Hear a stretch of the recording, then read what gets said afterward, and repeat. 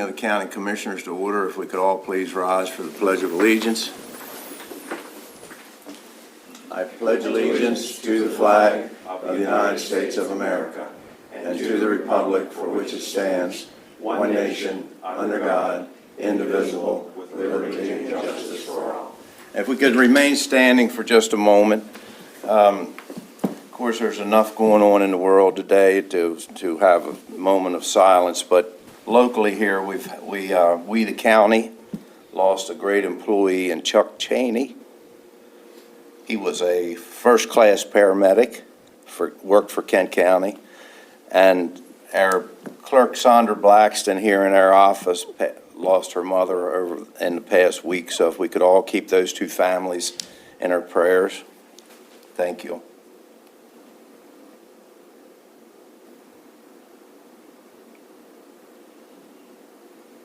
Thank you very much. We're going to go a little bit off of our agenda. Mr. Quantman? Yes, sir. We want to come up and sit up front? And your guests, I assume I think I've got the right group that's here for yes, have a seat, please.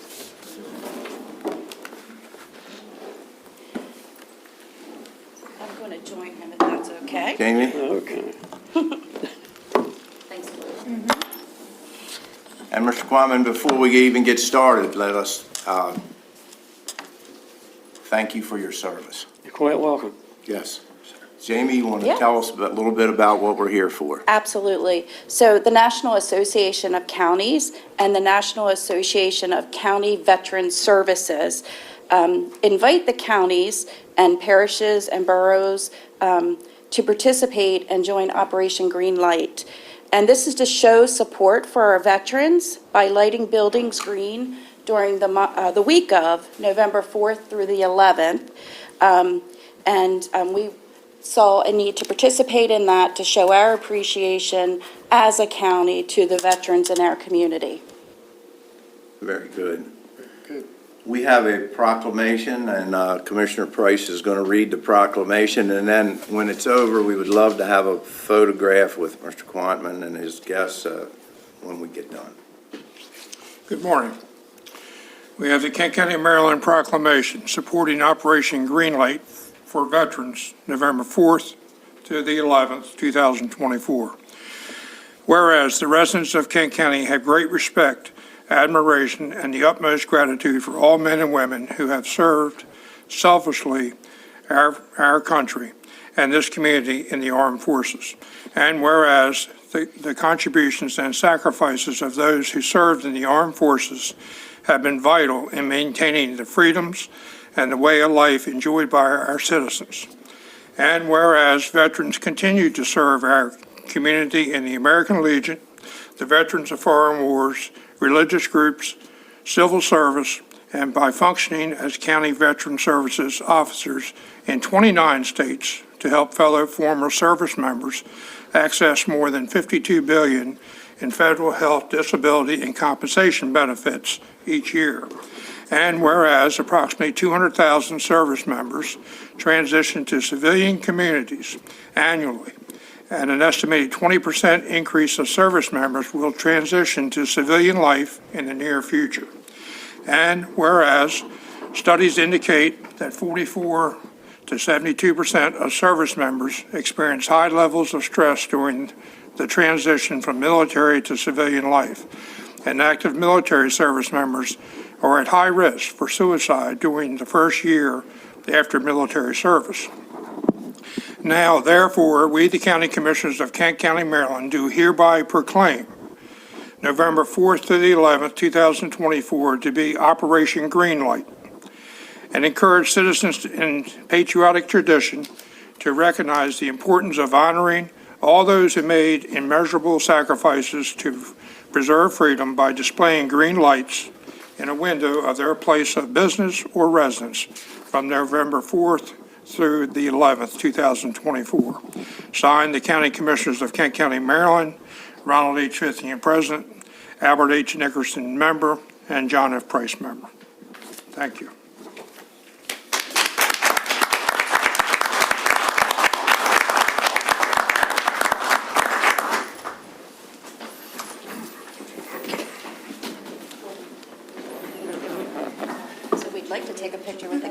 Commissioners. Oh, okay. And all of the family. Family and friends. We're grabbing Gwen's family. Yep. Thanks. Sit down, you put the chair there. They'll be okay. You'll be okay. Okay, Especially for a balanced thing. that's fine. You get older. Shall we go? I got it.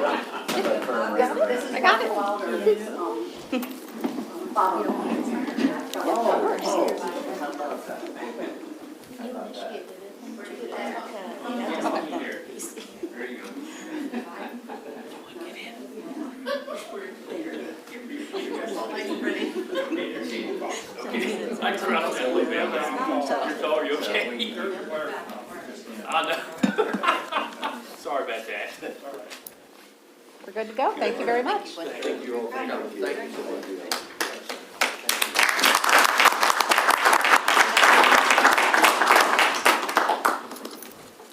you so much.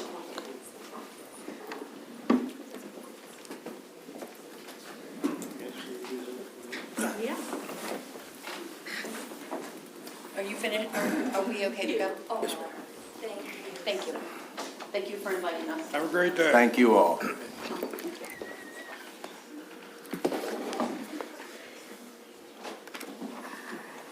Today is a legislative day, and time is always allotted at the end of each meeting for the commissioners to receive comments from the public. We have a public notice here I'm going to have to read. Let me pull it up here and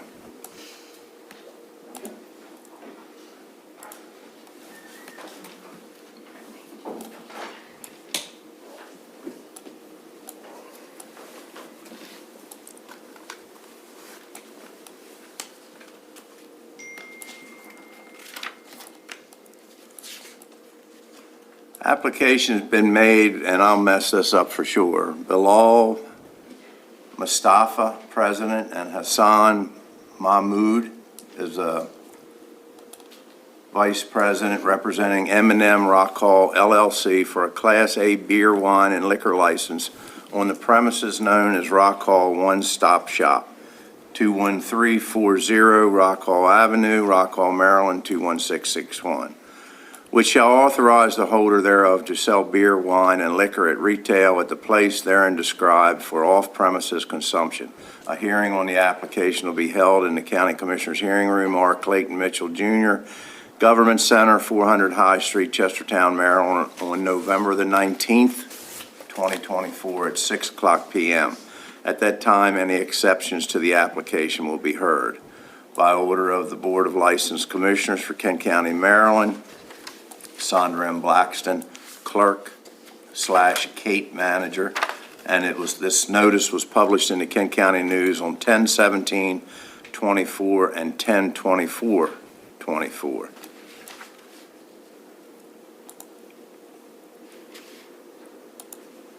Next up, we have a series of consent items. First up, number one, we have our regular session minutes dated October the 22nd, 2024. We have our liquor minutes dated October the 22nd, 2024. We have public hearing minutes dated October the 22nd, 2024. We have closed session minutes dated October the 22nd, 2024. Silver Heel Foundation LLC has applied for a raffle only on for December the 16th, 2024. Pete Landon, Director, Office of Emergency Services, 2024 State Homeland Security Grant Program, and Pete Landon, again, Director, Office of Emergency Service for 2024 Emergency Management Performance Grant. First of all, do we have any questions of any of the 7 issues? If not, I do have a question. Okay. And I know Director Landon's here in the audience, and I don't want to put him on the spot, but if he could just kind of share what the amount of the Homeland Security grant is that we're going after, and exactly what areas is this going to benefit the county with. I know the 911 center is part of it, but Well, yeah, it's already been awarded. We're not going after anything. We're Okay. accepting it. For the State Homeland Security Grant, it funds a couple different things, and I can give you that real quick. For the State Homeland Security Grant, it actually funds risk-based programs, and it provides us with money required for the implementation of the National Preparedness System and working towards the national preparedness goals of a secure and resilient nation. And it actually, it funds part of my salary, part of the communications chief's salary, as well as by law, election security is included in that, and then a lot of the communications equipment that we use for fire, EMS, and the sheriff's department, funding for radios comes out of that grant as well. And the amount of the State Homeland Security Grant Fund is $95,334.94. And the second grant, the emergency,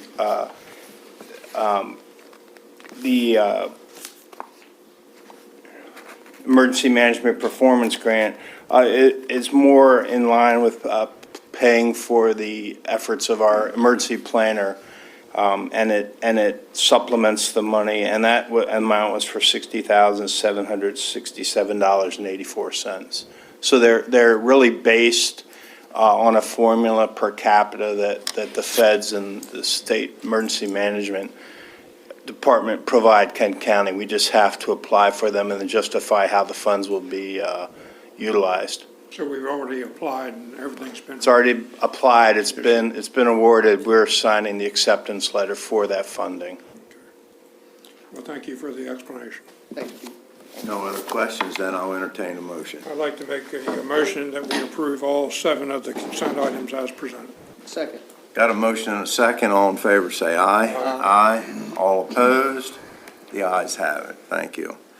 And next up, we have Ms. Carol Sorge, former mayor of Betterton and chair of the Commission on Aging. Good morning, thank you. Good morning. We had asked, the Commission on Aging, Kent County Commission on Aging, had asked for a proclamation to celebrate long-term care residents' rights month, which was in October. But really, the whole program goes year-round, and we have many residents in long-term care facilities who are not, they or their families are not aware of the services provided for them or their rights and responsibilities. And we're very fortunate the state provides an ombudsman for just that purpose. And Deb Nicholson is based at Upper Shore Aging and works in the 3 counties to serve the residents and their families. And we're trying very hard as the Commission on Aging to get this message out to people. And this proclamation helps us with that. I thank you. Questions?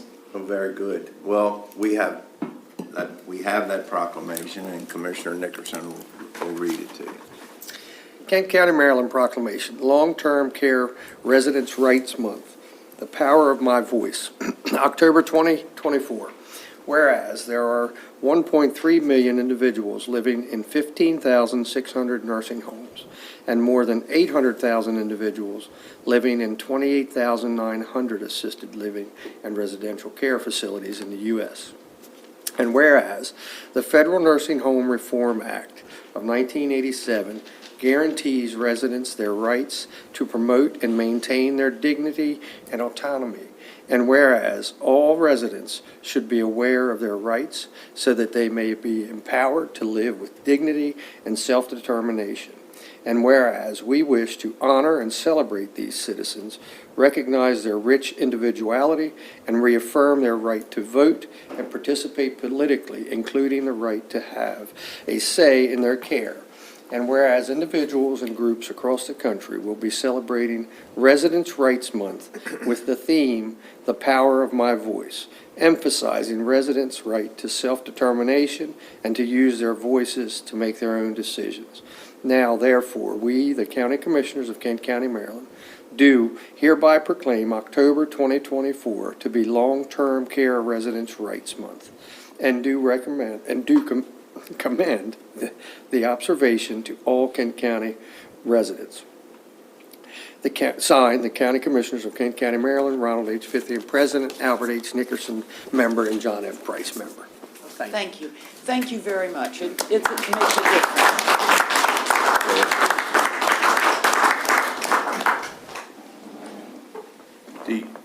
Did you want to photograph? No. Chairman?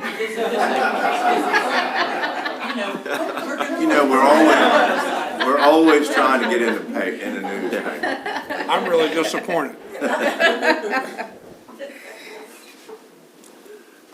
Thank you, Mayor. I'm still going to call you Mayor. You always have that title. Take care. Thank you. Now turn it over to our county attorney, Thomas Yeager. We have a public hearing. Yes, thank you, Mr. President. We have one matter for public hearing today. It's an EMS Code Home Rule Bill.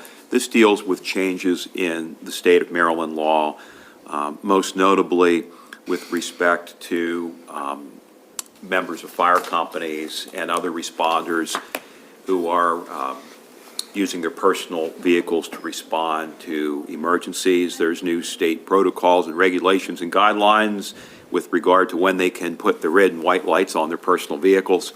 And so state law requires us to amend our law, and Director Landon can elaborate more on that in a minute. I just wanted to see, has anybody signed the sign-up sheet to speak on this? Okay. I'm going to dispense then with the reading of the formal procedures for testifying. And after Director Landon speaks, the chair could just recognize anybody in the audience who wants to come forward. Sure. So with your permission, I will read into the record the notice of this public hearing. Code Home Rule Bill Number 8, 2024, introduced by Ronald H. Fithian, President of the Board of County Commissioners for Kent County, Maryland, an act concerning Chapter 33, Emergency Services and Fire Companies, Section 33-1, Emergency Services Board Appropriations, and 33-2 Vehicles, for the purpose of decreasing time constraints for volunteer fire and EMS companies to achieve compliance with standards and revisions to be consistent with the Maryland Annotated Code Transportation Article, by repealing Chapter 33, Emergency Services and Fire Companies, Section 33-1, Emergency Services Board Appropriations, and 33-2 Vehicles, and reenacting with amendments Chapter 33, Emergency Services and Fire Companies. A hearing will be held on October 29th, 2024 at 10 a.m. in the Commissioner's Hearing Room, R. Clayton Mitchell Jr., Kent County Government Center, 400 High Street, Chestertown, Maryland. The agenda for the meeting will be published online 24 hours in advance of the meeting at kentcounty.com/commissioners/meeting-agenda. Citizens are encouraged to participate in the public hearing process. If you require communication assistance, please contact the County Commissioner's Office at 410-778-4600 and press 4, or visit Maryland Relay at mdrelay.org no later than noon on Friday, October 25th, 2024. A complete copy of the proposed legislative bill is available in the Commissioner's Office, 400 High Street, Chestertown, Maryland, Monday through Friday from 8:30 a.m. to 4:30 p.m., and on the county's website at kentcounty.com/commissioners/draft-legislation. This is by order of the County Commissioners of Kent County, Maryland, Saundra M. Blackiston, Clerk, and this was published in the Kent County News on October 10th, 2024. And to speak with regard to this proposed legislation, we have before us Director Pete Landon. Good morning. Essentially, I'm here representing the Kent County Emergency Services Board, who are asked by Kent County Fire Chiefs to request revision in Chapter 33 as Mr. Yeager said, emergency services and fire companies in two sections. Section 33-1, Emergency Services Board Appropriations, and 33-2 Vehicles. Essentially, the revision for the Emergency Services Board Appropriations is to decrease the time constraints for the volunteer fire companies to become compliant with the standards and protocols that have been designated by the Kent County Fire Chiefs. Currently, if a fire company were not to follow protocols, it'd have almost 3 years to come into compliance, and that could be from equipment to officer standards. The fire chiefs have requested that the time be changed and would be on an as protocol needed basis from 30, 60, or 90 degrees, or 90 days.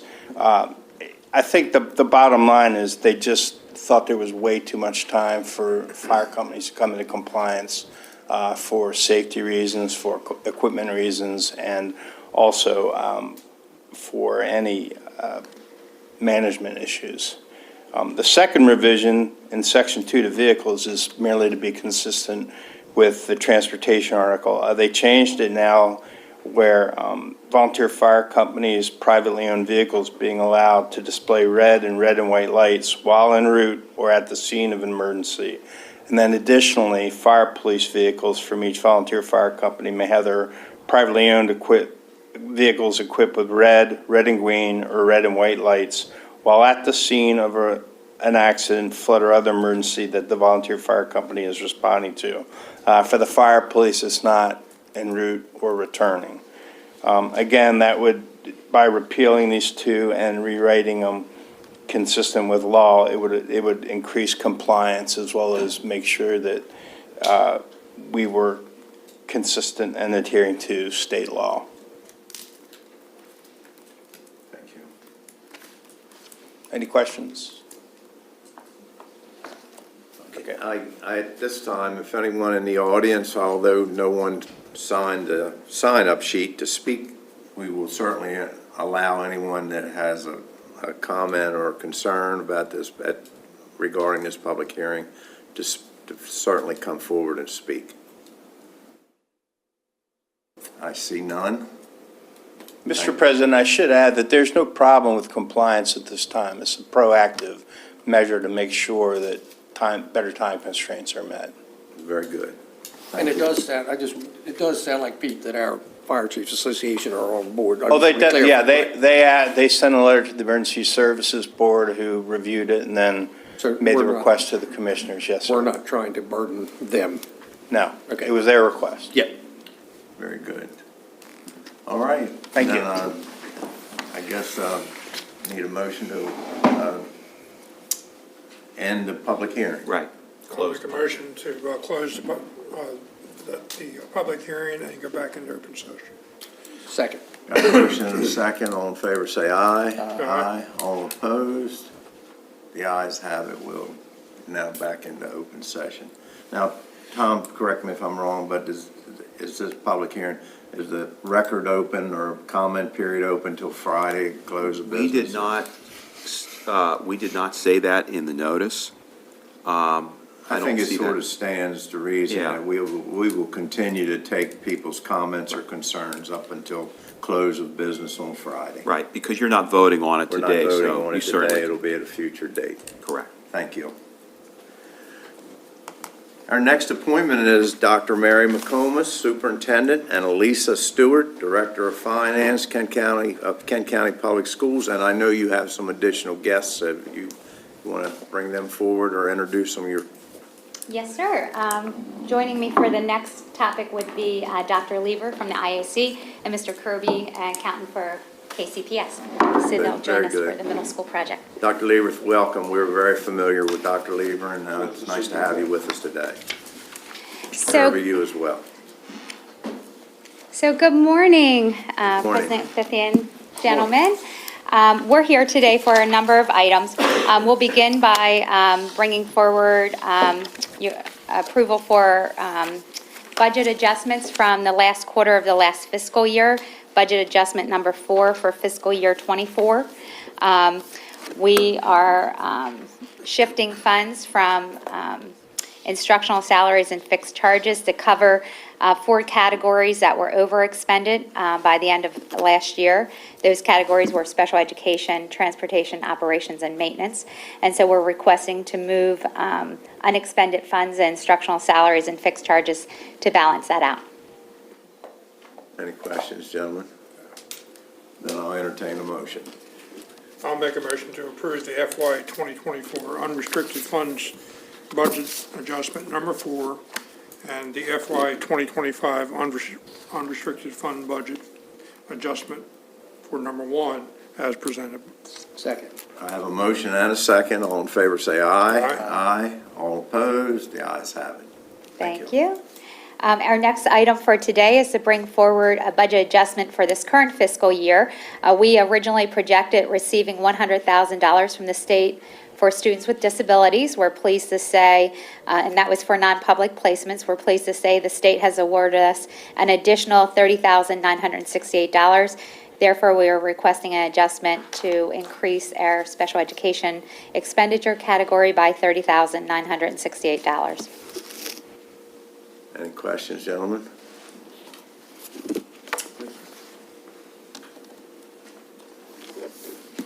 I'm looking for,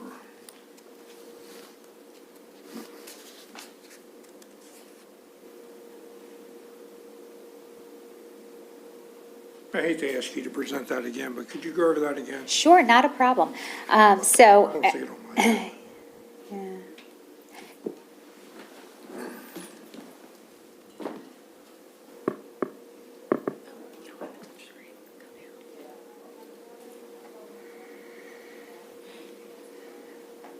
Second.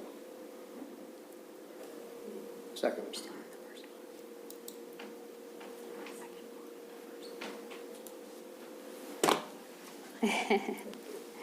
Glad I'm not the only one who will say like, show me where it is. Like,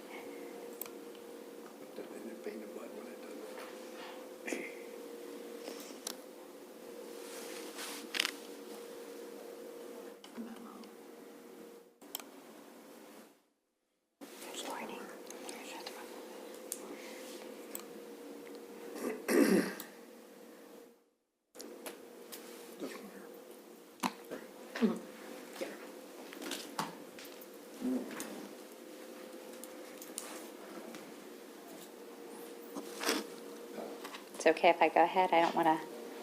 Sure, go ahead. Okay, so essentially, we originally anticipated receiving $100,000 from the state to support students with disabilities that are in non-public placements. The state actually has awarded us an additional $30,968, and so we're adjusting the budget up because the state has given us additional funds. I will make a motion to approve the adjustment as presented by our superintendent. I got a motion. Do I have a second? Second. Motion and a second. All in favor, say aye. Aye. All opposed, the ayes have it. Thank you very much. Thank you. Thank you. And Mr. Kirby, if you'll join me.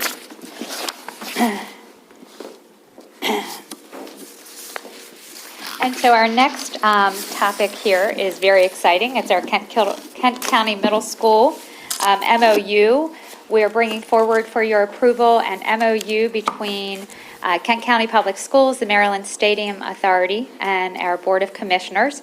Our Stadium Authority would serve as our project manager for our middle school project. And I'll invite Mr. Kirby or Dr. Lieber if you have anything to add to that. Sure. Just to kind of rewind, about a year ago, we were here for the FY25 CIP, and that's when we brought forward design funding requests for the state side and then for our local side. So since that point, basically, we have turned it over to the MSA, who is basically running the project from a design standpoint at this point in time, which is what this MOU is for. So we are in the process. Last week, we were over in Baltimore, finalizing the process of choosing our architectural firm to design the middle school for us.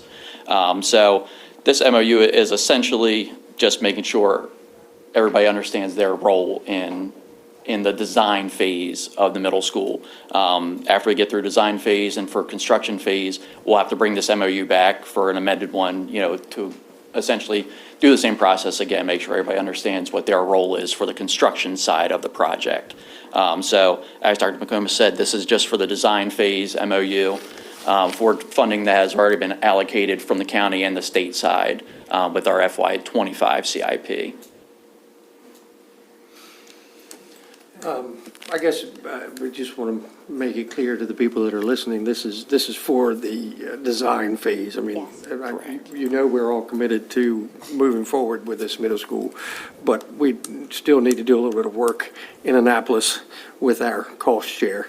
And we're committed to doing that. We made attempts last year to no avail. We're committed again this year to do that.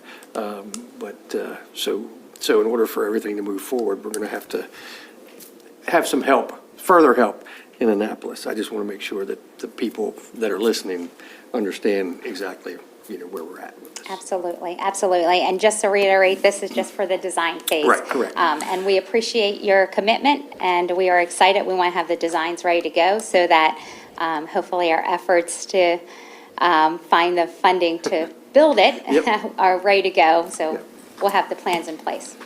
And hopefully the fact that we are doing the design phase will help the powers to be to see the goodness in moving this funding. Yes, sir. Yes, sir. Yes. We don't want to waste any money. So we want to have good plans ready to go, and like you said, to support that effort. So. Very good. Any further questions? Then I'll entertain a motion. I'd like to make a motion to approve the FY 2026 capital improvement plan for the Kent County Middle School project. Second. Got a motion and a second. All in favor, say aye. Aye. All opposed? The ayes have it. Thank you. Okay, and I think that's all our items. And we got the CIP still to talk about too. Yeah, Okay, they just then we're approved good. the Okay, CIP. Then we're okay then. We have our MOU. Yeah, so one of the things So was. the motion that you made actually approved the third Yeah, then item, we got the mixed capital up. improvement plan, and not the MOU. It's Then okay. we got backwards for a second. Right, well, they go hand in hand, so They it's do. understandable. So the MOU is just our agreement with the Stadium Authority about serving as our project manager for the design phase. And then the second part is the CIP, which you just approved. Right, because there is local funding involved, so you would be required to contribute funds in this. So what would be good is if we went back and also got a motion for the MOU. I'll make the motion to approve the project memorandum of understanding for the Kent County Middle School facility. Second. Motion and a second. All in favor, say aye. Aye. All opposed? The ayes have it. Thank you again. Thank you, Again, gentlemen, thank you so I much for your support. For people listening, this has already been budgeted item in last year's That- budget. Yes, the design has already been budgeted, and Sorry for the confusion. No worries. Thank you very much. Thank you. Thank you. Nice to see you, Dr. Lever. technology is great until it isn't, right? Huh? It's great until it isn't, technology. Yeah, technology is great. Now we have Mr. Pete Landon, Director, Office of Emergency Services, up again. 2024 Kent County Emergency Services Intercept and Billing Procedures Agreement. Good morning again. How are you doing? I'm actually, this is a culmination of about a year's worth of work since I've been here, and it's actually reestablishing EMS billing in Kent County. And the 2024 Kent County Emergency Services Intercept and Billing Procedures Agreement between the county commissioners, along with Kent County Office of Emergency Services, we're actually joining the Community Volunteer Fire Company in Millington, Galena Volunteer Fire Company, Kennedywell Volunteer Fire Company, Betterton Volunteer Fire Company, Chestertown Volunteer Fire Company, Rock Hall Volunteer Fire Company, and the Kent and Queen Anne's Rescue Squad. And it's a unanimously signed agreement that covers the terms of requests and conditions for the reimbursement of certain emergency medical services that occur in Kent County. The services are jointly provided among the county and all the volunteer emergency medical services providers partnering together to provide what we call emergency medical care in Kent County for our citizens and visitors. This agreement essentially reestablishes the Kent EMS that have been allowed to dissipate in recent years. And I know there have been actions taken to kind of reestablish it. I've reestablished the whole thing. Signing the agreement will allow the Kent County Office of Emergency Services to oversee more efficient operational emergency medical care coverage and billing for the same. Emergency medical services provided in Kent County have continued to expand, and reinstituting the EMS billing would allow us to recover some of the costs borne by the county fire companies, rescue squad, and the county itself by holding medical insurance companies accountable for approved billed expenses associated with EMS call upgrades. This is actually the first step to gradually building towards a one-stop or a one-silo billing process. It'll be a slow one because the fire companies and rescue squad have their own billing companies, but they've all been meeting. I can tell you the Kent County Chiefs, as well as the Emergency Services Board and the Emergency Medical Services Council, have all been in agreement and working towards getting to where we are at this point. So what I have before you is the actual agreement itself, and it was a rewrite of what was originally written back in 2016. This time I wanted to make sure that everybody in the fire companies and the rescue squad were aware of it. So the fire chief, the emergency medical service officer, and the president of that organization all signed it. And like I said, there was very little discussion, very little dissension. Everybody realizes this is the way that we go, and it's a pretty natural progression for EMS services in Kent County. Yeah, I can add, way back before that original agreement was drafted, there were a number of meetings and committees, and there was a lot of thought put into that to come up with that model. Yes, this is just an evolution Right. or revision of that model. Right. Very good. And I think it's important to point out as well, for those that might be listening, that this isn't something that our citizens are going to be taxed with. This is a reimbursement for the medical EMS services as a result of your insurance company. 100%. Reimburse some of that cost. Yes, sir. So we basically bill in the insurance companies and not the individuals. that's, Yes, sir. and if there's a refusal on the part of the insurance company to pay, the county doesn't go after the patient, correct? And the county never has and never should or will while I'm here. I'd like to make a motion to approve and sign the 2024 Kent County Emergency Service Intercept and Billing Procedures Agreement. Second. Got a motion and a second. All in favor, say aye. Aye. Aye. All opposed? The ayes have it. Thank you, Pete. Thank you. Thank you. And I know the fire companies and rescue squad, thank you too. Yeah. Well, we thank them too. Absolutely. Jamie, are you going to sit in for Shalyn? Okay. Well, next up is Jamie Williams.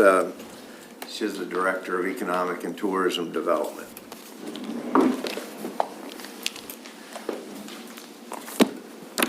Here to talk about Destination Marketing Organization Grant. Yes. So you have before you the FY25 grant agreement with the Office of Tourism Development. So, based on Kent County's performance, Kent County was awarded a grant of $27,698. The funding assistance is expended per the agreement, which is in the packet, and the guidelines also attached.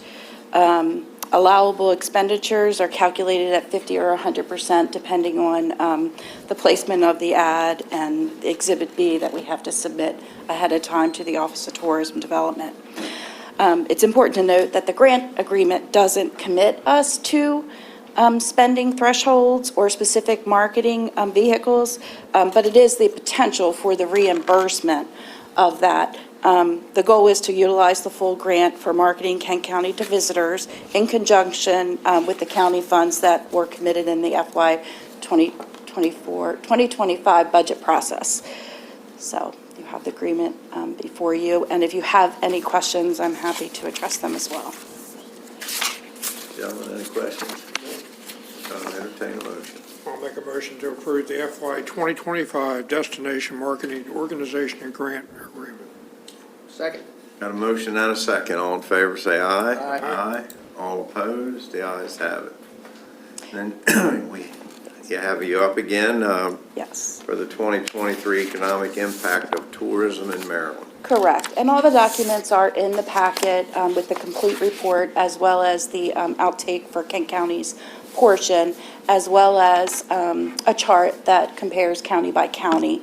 But each year, part of the Office of Tourism Development grant agreement that you just approved, it's a requirement that we participate in this survey. It kind of gives us benchmarks over time to see how we're doing and see if we're improving.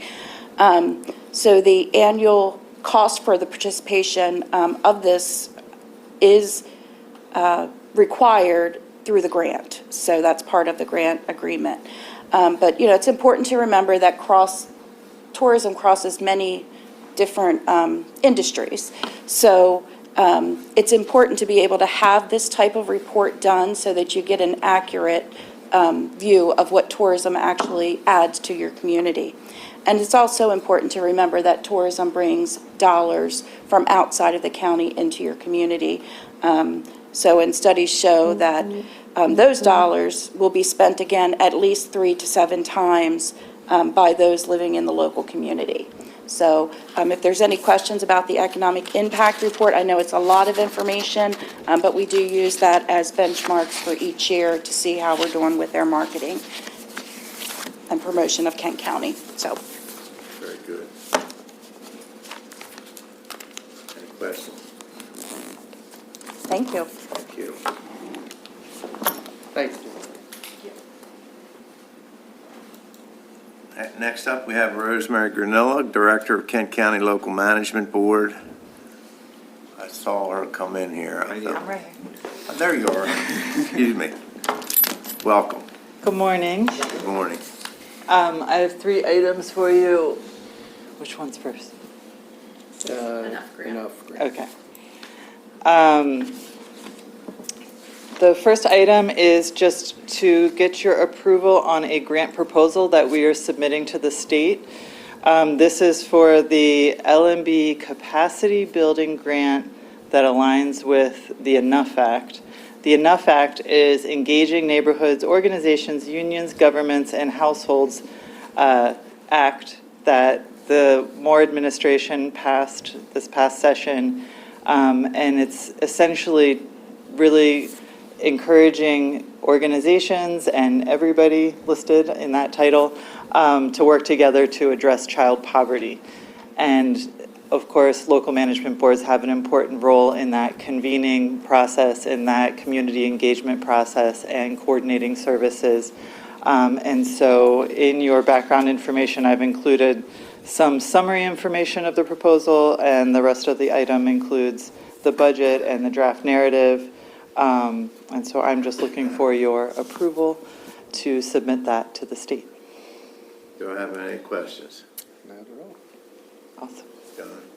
So this is the Engaging Neighborhoods, Organizations, and Union Government and Household Grant Proposal, correct? Correct.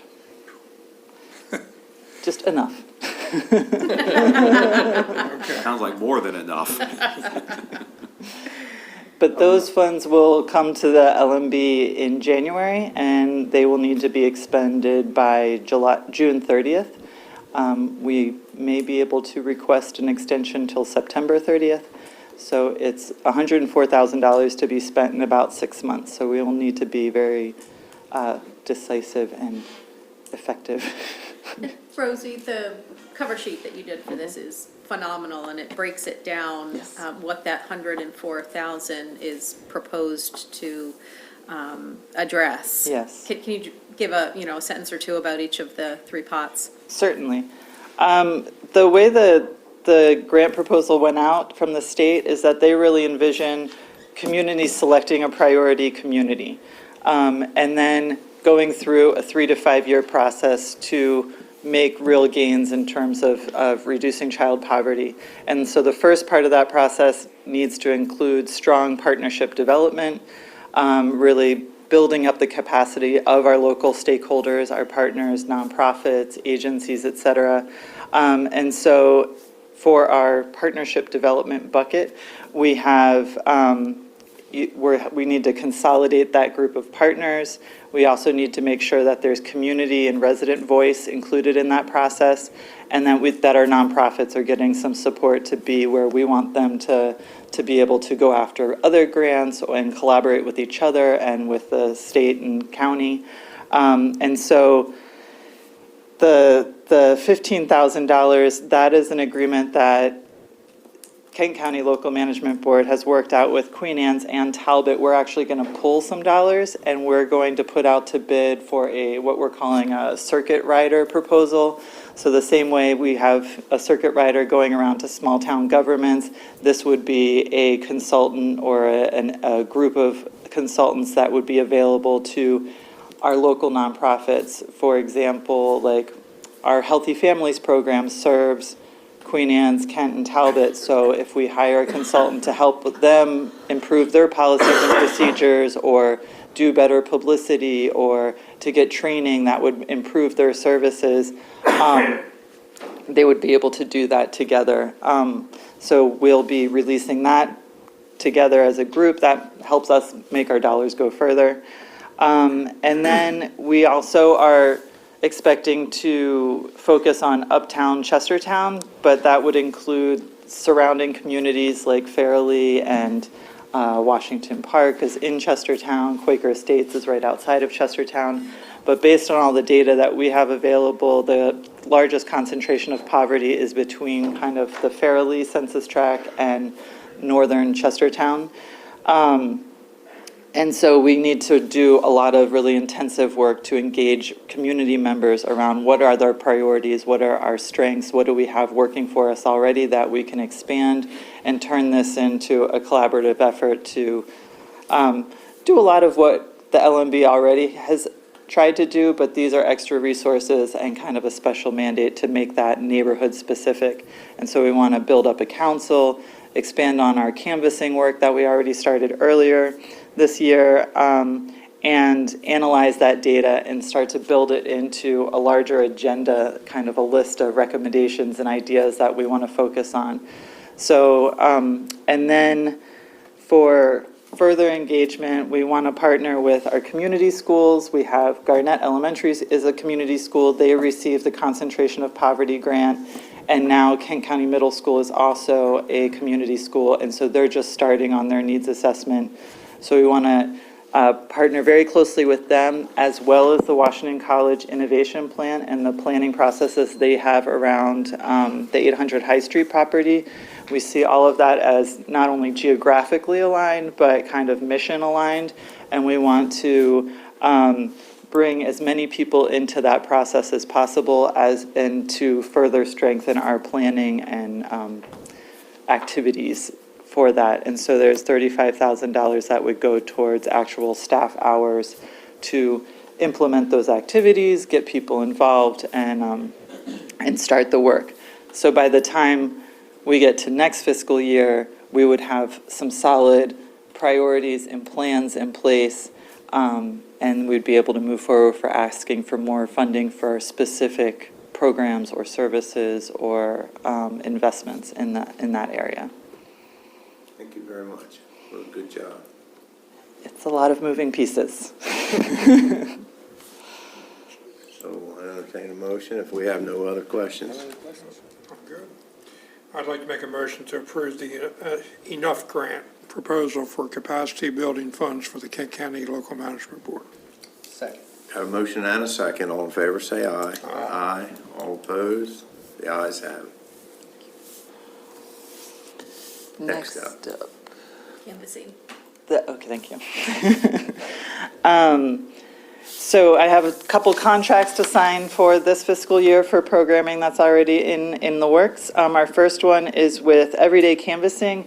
This is part of the kind of baseline input collection, community stakeholder engagement, and we have contracted with a nonprofit in Montgomery County to do this work with us. So far, it's been really phenomenal. They have extensive experience doing canvassing for the purpose of community needs assessments and other like community engagement work. And they agreed to come to Kent County and help us do that. So they were able to hire 5 to 6 local canvassers and train them and accompany them as we went out and knocked on doors and interviewed folks in the uptown Chestertown area. We also made it out to Baywood and Butlertown and several community events. So this contract is to complete that work, and hopefully we'll be able to do another contract with them with enough dollars in the spring. But this is just to approve the initial canvassing for the fall. Very good. Any questions, gentlemen? Then I'll entertain a motion. I'll make a motion to approve Kent County Local Management Board's contract with Everyday Canvassing. Second. Motion and a second. All in favor, say aye. Aye. All opposed? The ayes have it.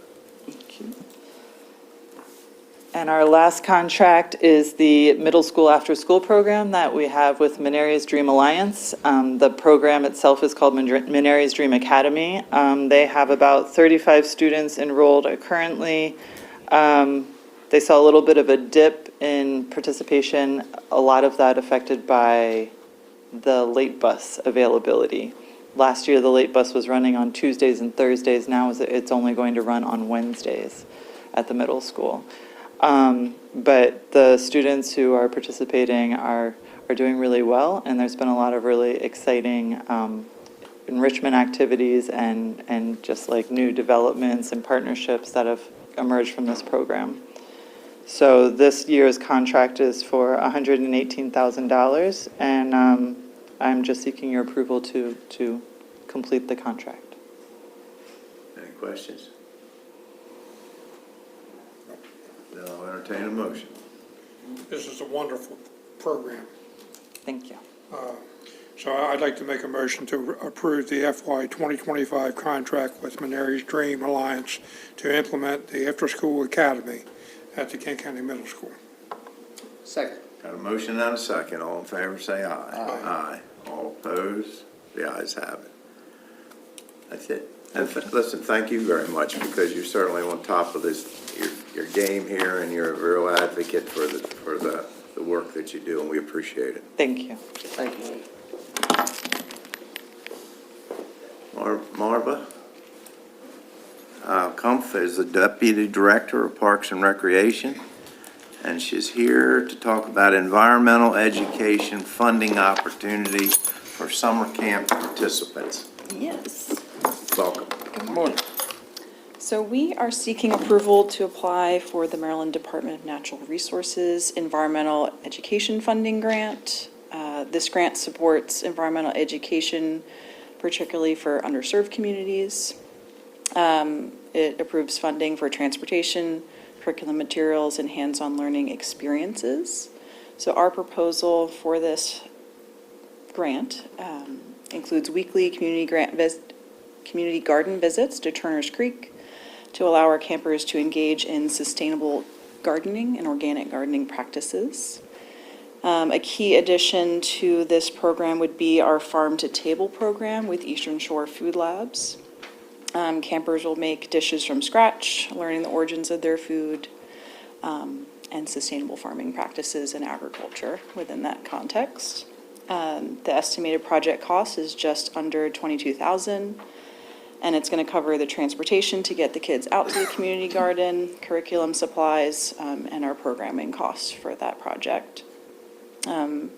Our in-kind match is just over $22,000, and that includes staff hours that are already in the budget for summer camp programming, as well as volunteer services and equipment. It's already in kind for the garden.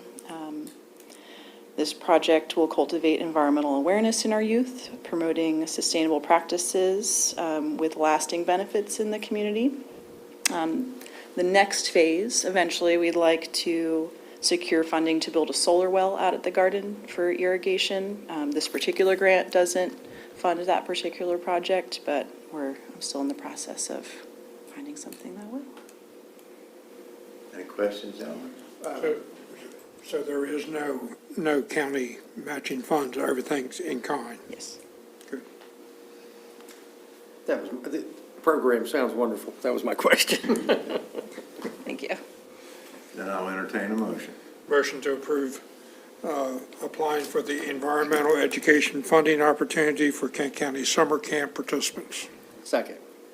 Got a motion and a second. All in favor, say aye. Aye. All opposed? The ayes have it. Thank you very much. Thank you.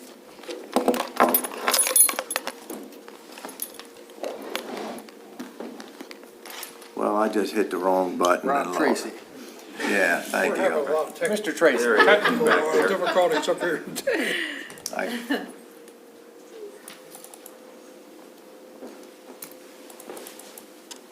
Would you like to tell the audience what Rob's here for? 'Cause I can't get it. This is, Wait a minute, I'm close. Is Kent County Agricultural to speak about the Kent County Agricultural Preservation District. Yes. Welcome. Thank you. Good morning. So I'm here today to ask for the scheduling of a agricultural preservation district, a public hearing for that agreement between the county and the landowner. The Planning Commission and the Agriculture Preservation Advisory Board both met and reviewed this application. They believed that it meets the criteria for the establishment of that agreement and that it is comprehensive, or excuse me, it is consistent with the comprehensive plan. So I'm here today just to ask that the county commissioners schedule a public hearing to move this process forward. And I'm happy to answer any questions. Within your packet is an aerial map of the farm and a letter from the Kent County Planning Commission. Very good. Any questions, gentlemen? No. Entertain a motion. I'll make a motion to schedule a public hearing to review and approve the Agriculture Preservation District application. second. Got a motion and a second. All in favor, say aye. Aye. All opposed? The ayes have it. Thank you, Rob. Thank you. Thank you. We have Ms. Pat Merritt, our Chief Finance Officer for the Office of Finance, talking about FY 2024 amended budget. Okay, good morning. Welcome, Pat. Okay, so,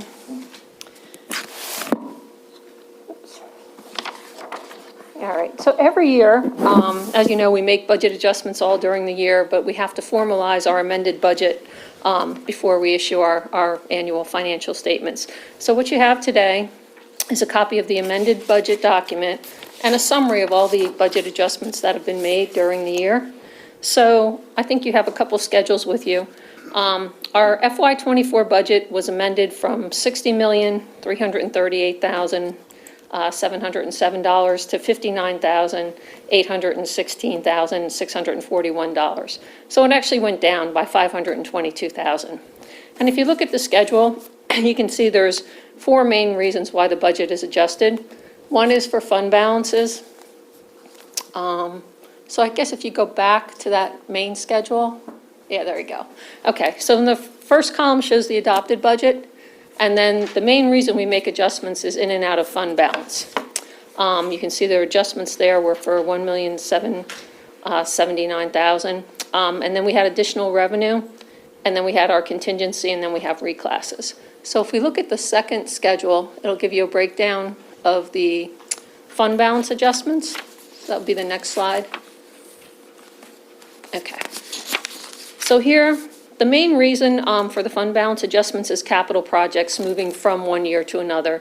Either stuff that was in the prior year that got delayed into this year, or stuff that was budgeted in the current year that was moved out to the subsequent year.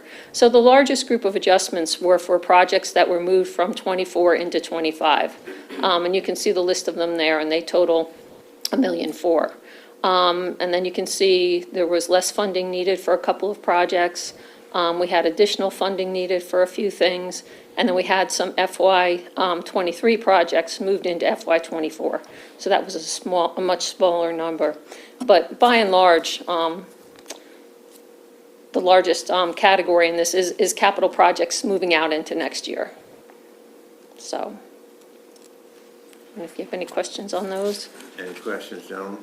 No, keep up the good work, Mr. Mayor. Then we'll entertain a motion. I'll make a motion to approve the FY '24 amended budget as presented. Second. Got a motion and a second. All in favor, say aye. Aye. All opposed? The ayes have it. Thank you, Patty. Okay, thank you very much. And we'll be in next week with the, More the good audited, news? with the audited financial statements for FY '24. And yes, the numbers were very, very positive, so. Very good. Being with the auditor from SB and Company next Tuesday. Very good. Thank Very you. good. And we have our Public Works Director, Dan Matson, Director of Public Works. Dan, you got 2 or 3 items here for us today? Good morning. Yes, we do. Good morning. Good morning. It's not the first item under me on the agenda, but we do have representatives from New Gen Strategies here today. They are the firm that was contracted to provide an update or a review and recommendations on the county's water and sewer rates and allocation fees. They have prepared a presentation which summarizes the data they've gathered, the methodology behind how they make some determinations, and some initial feedback. So with that said, I will turn it over to Michael Maker of New Gen Strategies for this update. Very good. Welcome, gentlemen.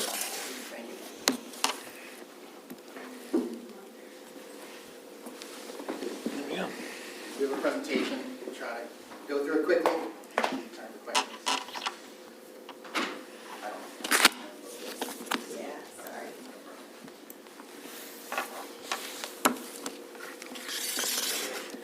So the agenda for today is just, we're going to talk about the state of the water and sewer industry, rate setting process. I'm going to have Nick kind of talk about that. So the revenue requirements, those are just the costs of the system.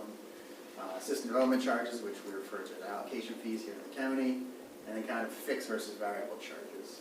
And then I'm going to come back with some preliminary study findings, related expenses, revenues, cash balances, current rates and fees, and then bill comparison.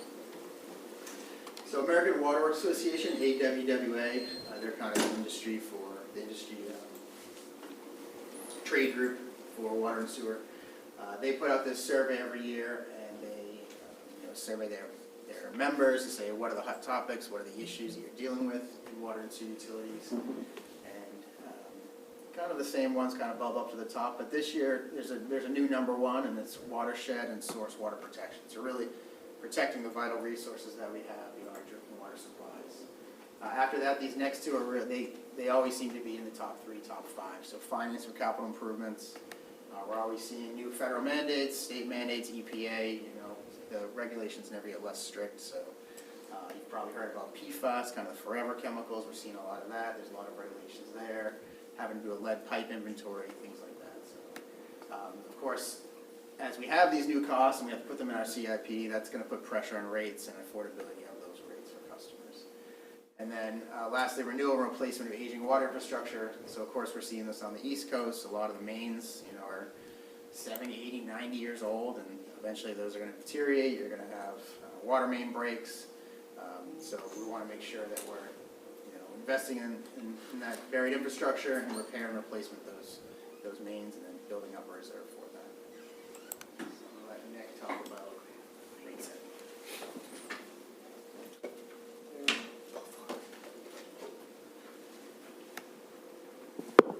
Thank you, Mike. So I'm just going to go over some of the basic and general water and sewer rate setting principles.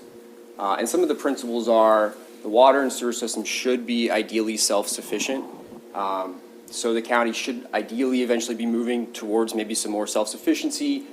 You want your revenue to be covering your expenses. Objective, though, is to keep the rates and fees low over time. You'd like to see rate and fee increases that are gradual as opposed to spikes and then periods of stagnation. So you'd like to see them kind of gradually and smoothly go up, as well as inflationary expenses. And finally, somebody must pay. So while it's great to potentially have programs for different customers that could potentially lower their bills, other customers, whether they're other residential, other commercial or industrial customers, will then have to cover that subsidy that some of the customers are getting. So it's a balancing act between the different customers that you have. Moving forward, this is actually a schedule from our model, from our Kent County model, but we included it here because it shows the rate setting process in a flow chart format. So we started off with any assumptions that we have. We'll talk to the county, and we talk to them regarding their usage, their customer growth, any escalation costs, or excuse me, any escalation rates for any of their costs that they're seeing. We then apply them to any of their operating and maintenance expenses, to their current debt, to if they have a capital improvement plan, and then if they also have a capital reserve as well. And then we also apply that to the new debt that's formulated from the CIP plan that you guys have. We less out any miscellaneous expenses, and that could be anything from miscellaneous charges to cell tower leasing or from your water tower. So it could be really any type of revenue that you're seeing that's miscellaneous. And then you come to your revenue requirements, or the cost to actually run your system. So from there, we project out the customers and usage. We take the cost of your system and we apply it to the future water and sewer rate projections. And then we'll eventually show you guys an example of your bill comparison and sample bills and what that could look like for different types of customers. So moving on, as I just mentioned before, the basic elements that make up your annual revenue requirement, any contributions that you'd like to see that go to different reserve policies that you have, any planned capital improvement projects that you currently have, any outstanding debt, and then finally your O&M or your operating and maintenance expenses as well. So that's the entirety that makes up the cost to run your system. So moving on though, we're going to shift over now to talk a little bit about the system development charges. In Kent County, they're referred to as allocation fees. So they typically are here to offset the capital costs of backbone capacity in a water and sewer system. So any new additional growth is being paid for or being offset hopefully by some of these fees. And so some differences between the user rates that you'll see and system development charges. User rates, their costs are being recovered by operating and capital rates, whereas the system development charges are being covered by capital only costs, or excuse me, costs are generated by capital only. Existing customers are charged for user rates, whereas new customers are charged, and it's usually a one-time frequency. And really the most important part of this is there must be an actual rational nexus or a reasonable relationship between charging the fee that you guys are actually charging and the cost to provide that additional capacity to the system. So moving on, the relationship between the actual user fees and allocation fees and how they differ. So operating expenses are typically covered and funded by user rates, whereas capital expenses can be broken off into two different types. Either system maintenance and non-growth capital expenses, or system expansion or growth-related capital expenses, excuse me. So non-growth capital expenses are then covered by cash or debt-funded non-growth, which comes from user rates, and then any system expansion capital expenses that add to the growth of a system are funded by growth-related cash and debt, which comes from the allocation fees that you guys charge. And if allocation fees are set at less than cost or anticipated growth does not occur, then the existing customers will have to make up the difference via the higher user rates to cover the difference. And finally, just to talk about some of the different rate designs that you'll see, especially with the fixed versus variable costs for any system that you guys have. Kent County, first and foremost, does a really good job of trying to recoup more fixed costs, because a lot of the system, 80% typically of the system, the majority of the costs come from that, and only 20% is variable costs, things like chemicals or electricity to power the actual utility. And so you guys actually have a quarterly fixed charge, and then any that I think has about 16,000 gallons in addition to that. So anything over that, you also charge a variable rate, but you are collecting the majority of your revenue from fixed charges, which is great because you can't predict into the future what the variable rate is going to be or what the variable charges will be. And then the trend of long-term water usage has been declining with more low-flow fixtures, decline in average household size. So again, it's better to start recouping more of your costs through fixed charges, which you guys already do an excellent job of. So turning that back over to Mike. Any questions there before we get into Kent County's specific situation? No? Okay, so some of the factors that affect, well, not just Kent County, but all water and sewer utilities. Again, as Nick mentioned, operating and maintenance expenses. This is your day-to-day salaries, benefits, supplies, things that, regardless of how much water you use, things that you still have to pay. We have made the assumption in the model to use a 3% inflation rate. I know in the past few years, we've seen inflation as high as 8%, especially on chemicals and things like that, but it seems like things are coming back down to more of a 20-year, 30-year trend. Capital improvement plans is probably going to be your largest driver of costs, of increases needed, so the investment in your treatment systems, especially your wastewater treatment systems, your distribution collection systems. Any debt service, so existing debt service, again, that has to be paid regardless of how much water you're selling. You have those obligations you need to take care of. And then any of the capital projects that we plan on debt funding, we calculate those principal and interest payments, and that becomes your future debt. Customer changes, so after discussion with staff, we've calculated, we're looking at about a 2% increase in customers per year, probably over the next 5 to 10 years, and about a 1% increase in sewer customers.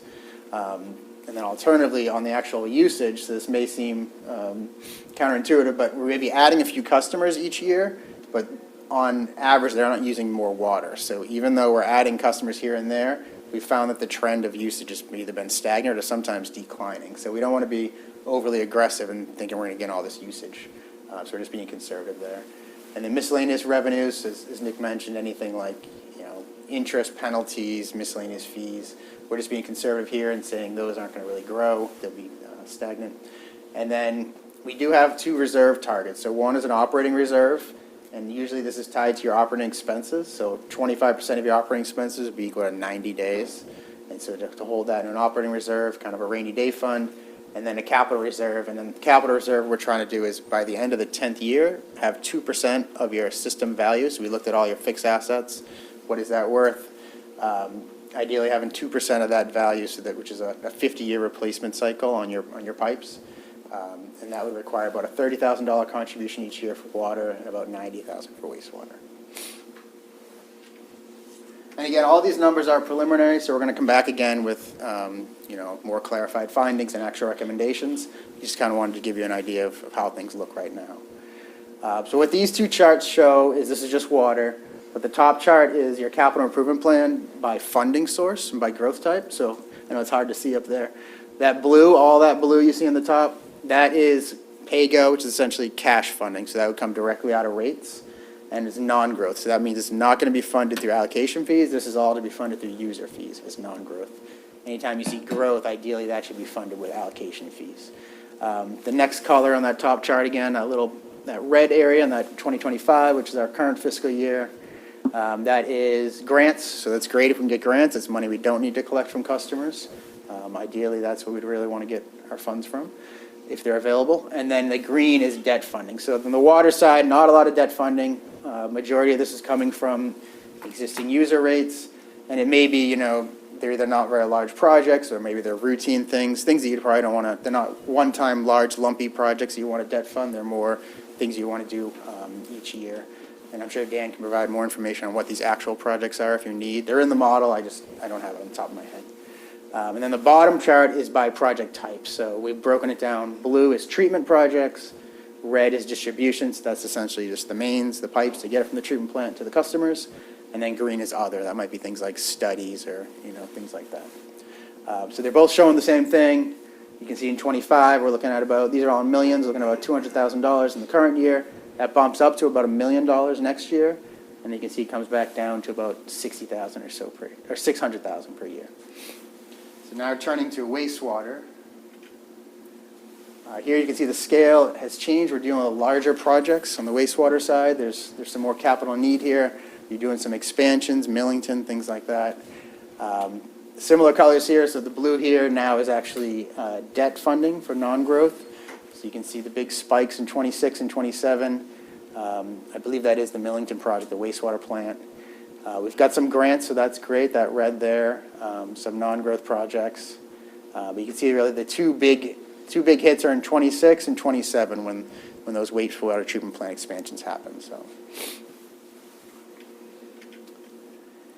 So now here, staying again with just water, we have two charts. So the one on the left is the revenue requirements that Nick talked about, so the stacking of the costs, and then the one on the right is the impact to a cash balance. So because the general fund helps subsidize the water and sewer enterprise funds, we're not starting with a cash balance, so this would be to build up some side of reserve. And again, this would be a policy issue if you wanted to do that, or if you say, hey, you know, we continue to subsidize the general fund, so let's not even bother with the reserve for water and sewer enterprise. But this is, again, it's not a huge amount, but just trying to get to that practice of, you know, eventually becoming more of an enterprise fund. But on the left chart, again, stacking the costs. So the blue is your O&M expenses. This is going to be, again, your salaries and benefits, materials, supplies. Your green, any cash-funded capital projects. There's a little bit of red in there, which is current debt service. That's principal and interest payments you're currently making. That orange is just that slight capital reserve contribution we recommended. And then you'll see there's two horizontal lines. So there's a brighter blue. That's how much revenue you're bringing in now. So anytime that line is above that stacked bar, that means you're bringing in additional cash, technically a surplus in that year. And anytime that bar is above the line, that's really a shortfall. So you have you'd have to take that from the cash balance or from the general fund. That slightly dark blue line that's going up, essentially what we're saying for the water side is you're pretty much covering your costs, so that's great with that subsidy from the general fund. So here we're just suggesting doing a 3% inflation rate. So just to keep up with inflation, it's just a 3% each year from 26 through to 2030. And what that impact then would be on the cash balance is by the end of the 5th year, you would have built up that 90 days cash balance. But there is I mean, you're saying that with their subsidy, we're covering our costs, but yeah, our subsidy, it's 30% is not unusual. That's Yeah. a pretty hefty subsidy. Yeah, the subsidy is built into the revenue here. So if we took out that subsidy from the revenue, that line would drop down, that straight line going across.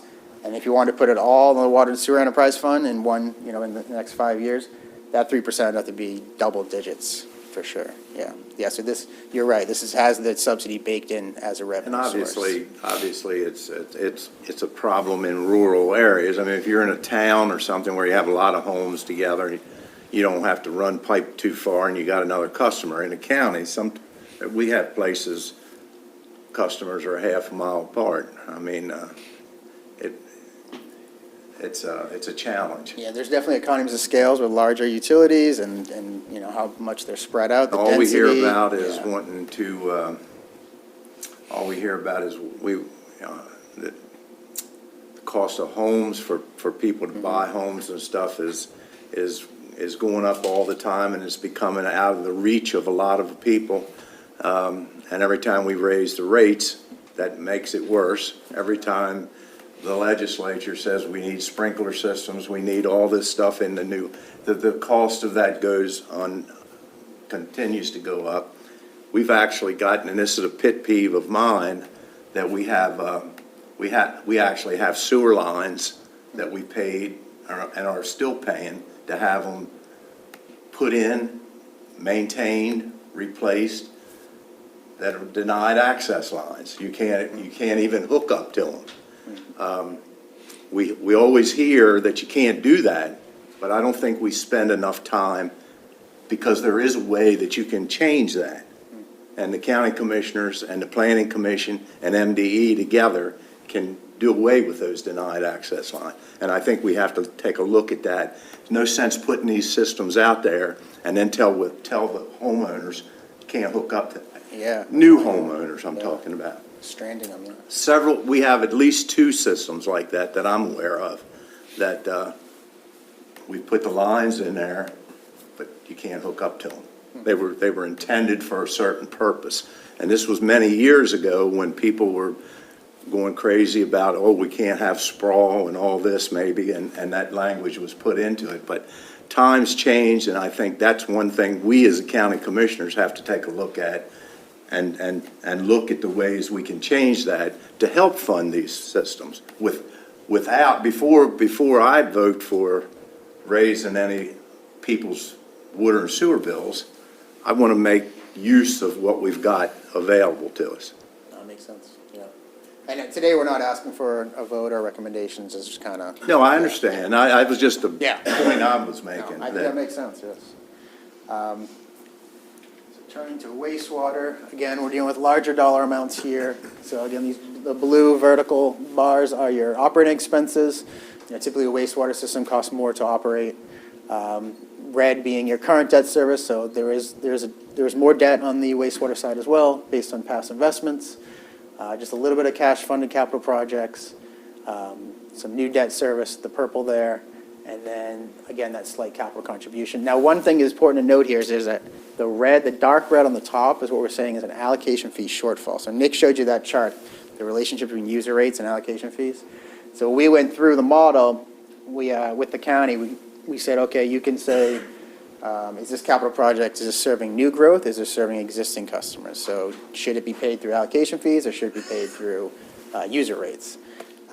So then we found the portion that should be paid through allocation fees, but if we don't have enough customers coming online to support that, or the cost of capacity doesn't bear out to raise the actual fee, then you will then need to get that revenue from existing customers. So that dark red is saying, hey, we're not getting enough revenue from allocation fees, so now the user rates have to pay for that. So it has to come from somewhere. And then again, the horizontal line going across is just what you're bringing in now. So you're pretty good for 2025, but then you can see there's some shortfalls in the future years. And what that dark blue line that's sloping up in 2026, that actually represents a 22% increase, a one-time increase in 2026. And then 3% each year after that. So trying to get to more inflationary increases so it's more regular. But right now, you'd have to do some sort of larger increase to get there. And this does include still having that subsidy, general fund subsidy baked in. So again, if you didn't have that subsidy, that light blue line would come down and you'd have to have even larger increases. Yeah. And again, this is getting us to 90 days by the end of the fifth year. So you can see anytime there's a surplus, that bar would go up, anytime there's a shortfall would go down. So. And this is actually is a table of that subsidy. So we have both water and sewer here. So the first line shows this is again with the projected increases, so the 3% and then the 22%. Do we have a slight surplus or shortfall? And then if we have a surplus, that means we don't need as much of a subsidy. So you have the budget subsidy that's already been baked into the budget. So it's about $600,000 for water and about $1.7 million for sewer. If we allocate the total subsidy based on how much revenue you get from water versus sewer, you get like 70% from sewer and like 30% from water. So that's how we allocated it. And then you can see the resulting subsidy based off of that. So, for example, I think water eventually, if you continue to do the inflationary increases, I don't think the subsidy is needed in water after a certain point. Sewer it's going to take a little longer just because you have more capital and more costs. So. This is going to be hard to see from there, but this is actually a history of your rates and charges. This is, again, the user rates. So this is going all the way back to 2011. Again, we don't need to focus on any of the numbers, but you can kind of see the general trend of how things have increased. Blue is water, green is sewer, and it's just kind of, you have a fixed charge, and I'll show you on the next slide. You have a water residential commercial fixed charge, charge per equivalent dwelling. You also have the same thing on sewer, but water then it includes 12,000 gallons of usage per quarter, and anything above that is then charged a variable rate. Sewer, everything is fixed, so regardless of how much water you use, which is then sewer out, you pay the same charge. And you also have a charge for a vacant lot. So if it's a vacant lot, they pay half of what residential or commercial pays. Also, if they have say it's a home with like a small business built in, they would pay half for that small business as well. And that's what we show here. So again, you bill quarterly. Again, that residential commercial right now for water, you pay about $148. Sewer, you pay about $191, $92. That's for one equivalent. And then if you're a vacant lot, you pay half that, and then a small would pay half that for sewer. And then so for water, if you do use more than, you can see that note at the bottom, 12,000 gallons. If you use more than that, you pay $4 per 1,000 gallons over that 12,000. The allocation fees, so these now are the fees that we charge the new customers, the system development charges we talked about. These vary by, dwelling type, so if it's residential, the assumed flow is 250 gallons per day, and that's for, not just your watering needs, but also like fire flow and things like that. Right now, that fee is $4,400 for water, and then $11,800 for sewer. So if you're a new customer, you buy a new home. So this is not if you bought an existing home, which already paid into the system. This is a new home. The developer's going to be charged this. They're then going to probably turn around and put it in the price of the home if they're able to, or if the market, if they can't increase the price, then the developer would have to pay that. There's also different ones. If you have an apartment, they pay a little less. If you're a small business, so different bases on different payment methods. So, and we're still evaluating these, whether these need to increase or if they're adequate where they are now. So we'll come back with that. But this is the current, that was the current. That's current, yep. So that's what anybody who joins the system now, which again, you don't have a lot of growth right now. I think we're projecting some growth with the new plant coming on board and some new developments. So if they were to secure those, allocation fees today, this is what they would pay. But yeah. This is what a bill impact would be on the, so I'm going back now to user rates. So what existing customers pay per quarter. So again, right now, combined water and sewer bill is about $339. This is if you use 12,000 gallons. So again, remember, if you use 12,000 gallons, you're paying these fixed charges. It would go up to $385, which is a $46 increase, which even though water is going up 3% and sewer is going up 22%, combined, it's about a 14% increase. And then we always say customers don't really care what their rates are. They want to know what their bill is going to be, so that's why that past slide is helpful. And then this one actually compares to surrounding areas. So we have, first we're looking at a local comparison. So this is any municipalities within Kent County, and also we included Queen Anne's County. Blue being water, green being sewer. So on the left side is a residential comparison. So you can see on a residential comparison using 12,000 gallons, because you have that fixed charge, it's actually putting you at the top for that comparison. But if we then look at the right chart, your bill doesn't change because you still have that fixed component, but now you're no longer at the top because as you add usage, all these other places are based more on a usage methodology. They now have higher bills, so it's just interesting to see how it changes when you add some usage. And then we did a regional comparison, so this is to some of the other counties, some of the other municipalities that aren't so local, but kind of similar results there as well. So when you move from the 12,000 gallons to the 36,000, you can see you're no longer at the top of the pack. So with that, any additional questions? It's certainly a balancing act to try to keep it absolutely affordable for the people that live here and want to live here.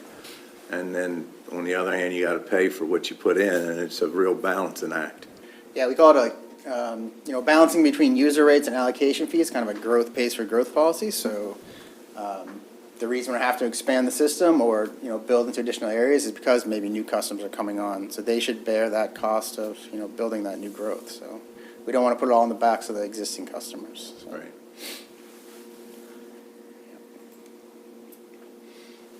And I guess if knowing that we have potentially some real growth that may take place in the northern part of the county where this new plant's going, now would be a good time. Obviously, that's the reason we've had this study done, I think, in preparation for looking at that. In a large part, yes. It's been quite some time since the last update, so it was probably worth a look. But that was the impetus for really picking now to move forward with this. Because if you look at the cost of the systems and stuff, and you add a new treatment plant on top of it, that's going to change your numbers as well. And obviously, a lot of the developers and stuff that are looking at this area up there will be paying some of it, but there's still going to be some cost associated with that, at least in the beginning by the county. I can only imagine. That capital plan is clearly the driver of increases, so, yeah. Will you have recommendations for us in the future for what, the way that you see the cost share maybe shaken out? Or? Yeah, so we'll go back, discuss with the county staff, kind of refine some of these capital numbers if they have a better idea of what their CIP is going to be, and we'll come back with recommendations, I don't know, a month or so, or? Very good. Thank you. Yeah, thank you. Thank you. Well done. Thank you.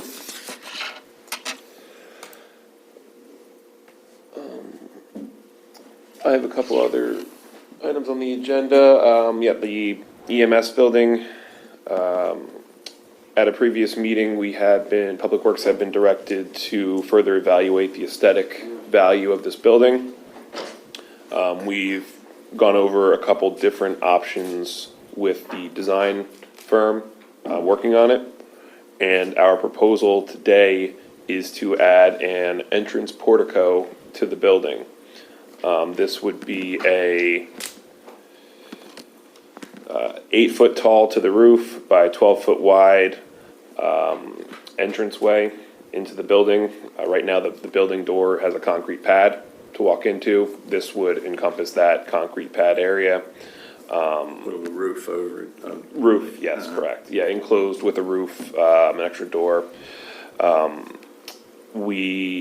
This project was heard by the Chestertown Planning Commission last Wednesday night.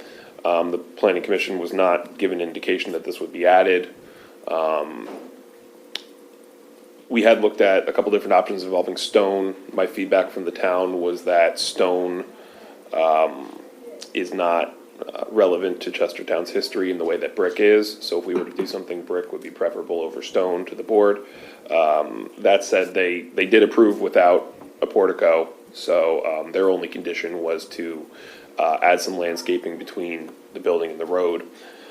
So I don't see any issue adding this in terms of planning commission approvals, perception of the building on their end. They're fine without it.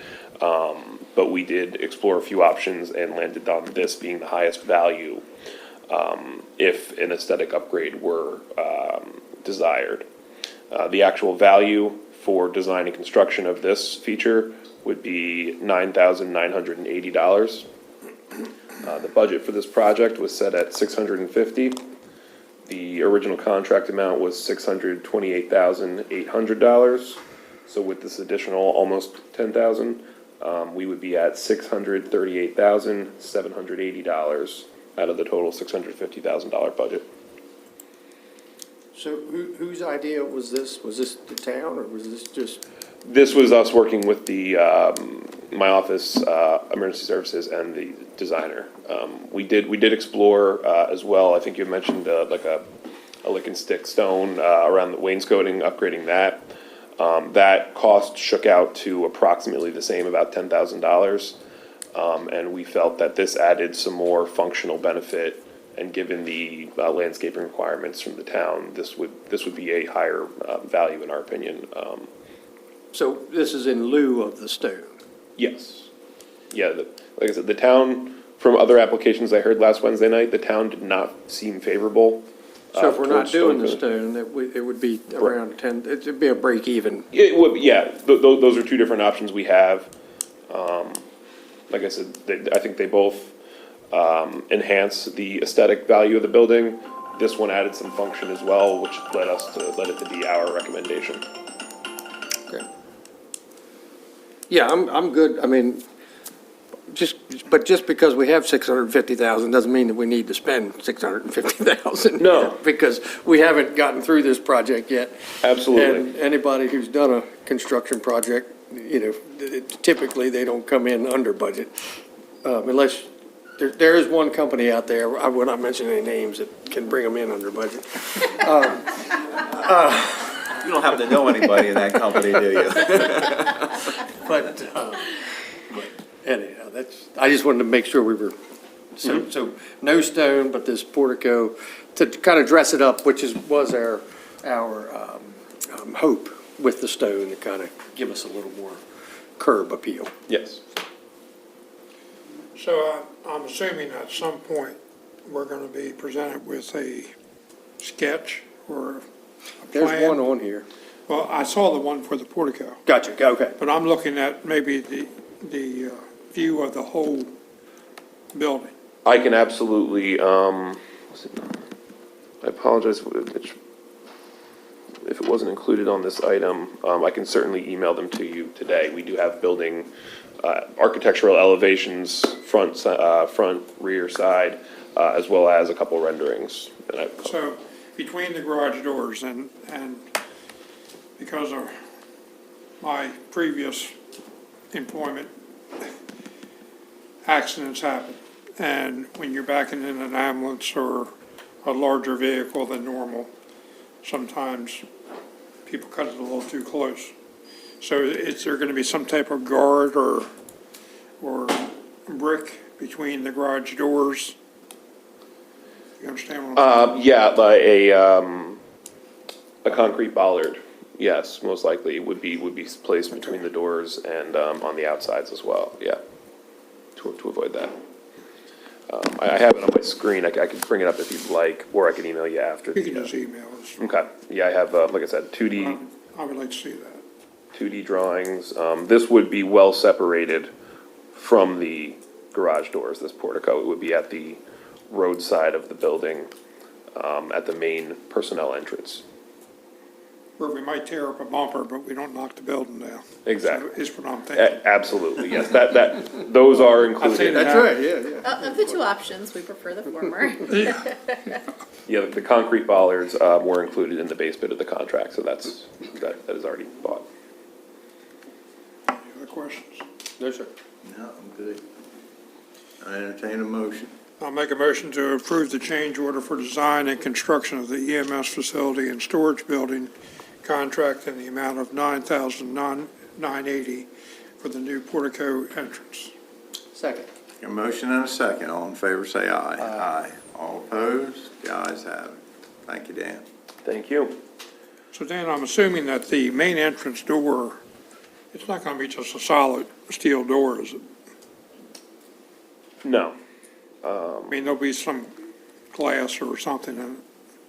Yes, I believe the portico entrance door is designed to be I think it's drawn as kind of full view glass. Yes. Yeah. And then the next door in, I don't recall, I believe it's a half light door, but I will confirm. Yeah, this would be like a commercial full view glass, it looks like, according to this drawing. Yes.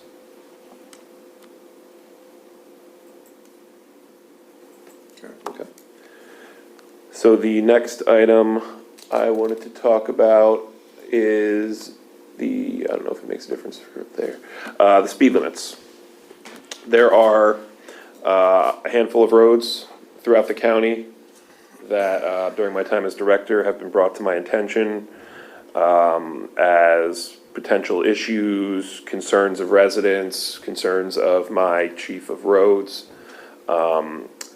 I, along with Daniel Bitter, the chief of roads, have worked with Sheriff Hickman on a number of these roads to determine that we would recommend changing the speed limit on them. The recommendation is based on traffic studies. County Roads does have some traffic study equipment, the tubes that they lay on the roads that record the number of trips, the vehicle speed, and gives us a good breakdown. They go 1 week per location throughout the county year-round to build up a good data set for our county's roads. We couple that with the results of those studies with anecdotal requests made by residents, commissioners, others, and Mr. Bitter and Sheriff Hickman have both driven the roads I'm about to talk about several times to come to an agreement on our recommendations. So I did have, if you scroll through the exhibits, the first road I wanted to discuss is Lover's Lane in Rock Hall. This is currently a 50-mile-an-hour road. We propose making the first section from Tolchester Road to approximately house number 21887 Lover's Lane, lowering that to a 40-mile-an-hour zone. And then from that house, where you see the change from yellow to red, we would institute a 25-mile-an-hour zone from there all the way to Route 20. Yes. We would also add a recommended speed of 35 at the sharp bend in the yellow section.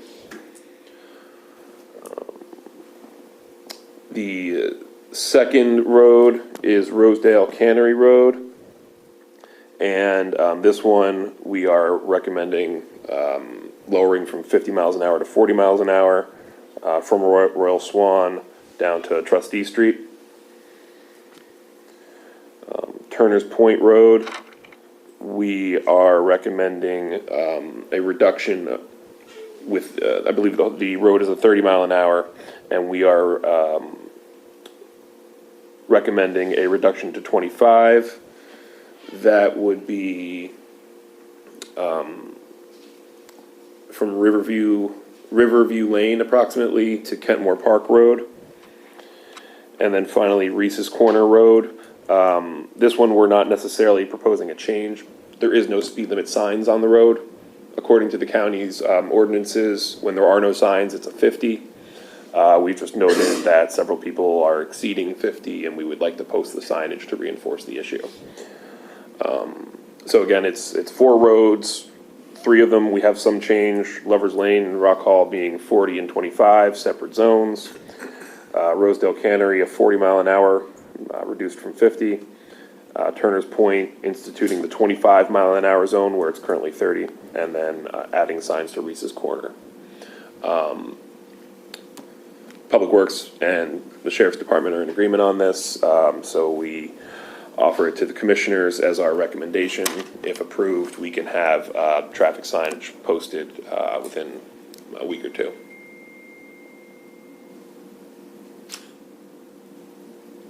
So I know at least one of these was complaint-driven. Is that, were the other ones, kind of complaint-driven, or was this just the study, kind of a random study, Dan? I would say that our county roads department has a running list of their recommendations. We have received at least some complaints on each one of these. And when we really get into recommending a reduction is because we start to receive complaints about driving on a road. We do our traffic study, and we're seeing that people really aren't speeding on some of these. Right, exactly. Turner's Point, for example, is a 30. Only 5% go above 30. Only 1% is above 37 miles an hour. Right. So even when people are traveling the speed limit, there is at least the appearance of being unsafe, and that points to lowering the speed limit. Right. So, Well, I know that road, there's a lot of pedestrian traffic on that Turner's Point Road, people walking and biking and such, so. yeah, we do, when we do the studies, if we see a large delta from the posted speed limit, either above or below, that's an indication that it might be worth changing. If it's a 50 and everyone's driving 35, it probably shouldn't be a 50. So I guess my main concern is we're doing it the proper way. We're vetting this the proper way, correct? And yes, this isn't purely just, we get calls, hey, can you lower the speed limit? Okay, let's lower the speed limit. Right. No, there is engineering basis behind each one of these recommendations, yes. Right. And I know I've received complaints Right. formally Okay. on almost all of these Okay. roads. Well, I have no problem with It's it. been an ongoing problem. Right. Any questions, Ron? No, I have none. Well, then I would like to make a motion to approve the road speed limits on Lover's Lane, Rock Hall, Rosedale Cannery, Royal Swan Road, Turner's Point Road, and Reese's Corner Road as stated and presented. Second. Got a motion and a second. All in favor, say aye. Aye. Aye. All opposed? The ayes have it. Thank you. And then the last item for my agenda is a sewer allocation. This was received, Public Works reviewed, there is available capacity, and we recommend approval of the allocation. That was a half one, right? Yes. That's what I spread. Must've been a garage or something. Somebody wanted to Yes, I believe this applicant is proposing either an addition or a demolition and rebuild, but they're going from 3 bedrooms to 5. Yeah, Yep. they pointed out, in their presentation, they were talking about what a half a allocation, and Yep. and then you have one, so. Questions? No. Entertain a motion. I'll make a motion to approve additional 0.5 sewer allocation at 9220 North Naview Avenue in Chichester Service Area. Yeah, That'd be there- Bayview. There is a typo in there. Yeah, that should be yes. Bayview Avenue. Yeah. Just Bayview then. That's on me. You just read the teleprompter. I did. Like one of those technical things, I guess. We got a motion and a second. All in favor, say aye. Aye. All opposed? The ayes have it. Thank you very much. And Dan, before you leave, Yes. I just have something that I want to read and share. And over the weekend, I attended a meeting with the community of Kennedyville Village on Saturday. Citizens present were very excited regarding the completion of Phase 1 and the potential development of Phase 2. I told the community members that we had two letters of interest from our reputable developers currently. The county will be putting out certain criteria expected to assure proper expectations by the first of the year. After deciding the appropriate approach, the decision will be made and presented publicly, allowing for total transparency and comment. The concerns expressed concerned the type of housing that was going to go into Phase 2, the development of Phase 2. A concern that was expressed, and I don't think it is a concern, at least it's not on my part, is that they really don't want to see any what is referred to as Section 8 housing. Everyone expects that Phase 2 should be compatible with existing housing in Phase 1. Everyone was supportive, and assurances were given that everyone will be totally informed and all information will be shared at future meetings. One concern from one current resident, and I mentioned this to you earlier, Dan, involved the movement of stormwater during large rainfalls. Fortunately or unfortunately, I don't think they've had this experience here recently because it's so dry. And we haven't had rain for quite some time. But there was a concern that when we do have rainfalls of a magnitude that's above normal, they experience pools of water in their yards and in their driveways. Maybe Public Works can offer some sort of solution to correct the excessive problem with the stormwater. That might help some of the property owners out there. And I'd like, when you have time, and I know you have a very busy schedule, but if someone could go out and maybe take a look at what we could do to help, move the water in a different way appropriately, I think they would appreciate that. Absolutely. I would note that as part of the Phase 2 development at Kennedyville, they will be doing enhanced stormwater to offset the new development. However, with that said, if there are existing issues, we should, at a minimum, look at incorporating remedies in the Phase 2 development, but in the interim between now and then, Public Works can certainly go out and better understand the specifics. What do you do, Dan, if it's an issue of grading on an individual lot as opposed to grading on a common area or something we own? Because it's possible that somebody could have stormwater collecting of water on their property, not because of where we have, or where the development has a drain. It could be an issue of the grading on the lot. Right, and privately owned now, and it's not part of what we purchased. I think there's kind of two different scenarios there, where one of them would be if it's really just the lot and the water ponding is from the lot, we could make some general recommendations or provide the county standard details to improve it. If it is an upland area draining to a lot, and that lot is the low point, and maybe it shouldn't be the low point, we would look at diverting flow before it gets there. But without looking into the specifics, I couldn't opine, so. Well, the one gentleman that brought this to my attention when I was there, unfortunately, I don't know his name. I know exactly where the house is, but he did mention to me that he was friends with Commissioner Nickerson. And I told him he needed to be careful about that. So Albert, you may know who I'm talking about. It's a big guy. He lives right across from the holding pond where the. Yeah, I think it's a combination of the both of them is what I think it is. And I think, originally when this was put in, I don't know that it was, maybe done to the specs that were. Sure. On the plat. But I think that as we move forward with that next phase, that we can, like you said, do some diverting to help with that problem. But if you have trouble finding him, I'll be happy to meet you out there. Okay. We'll knock on his door if we have to. In conclusion, the only other thing I did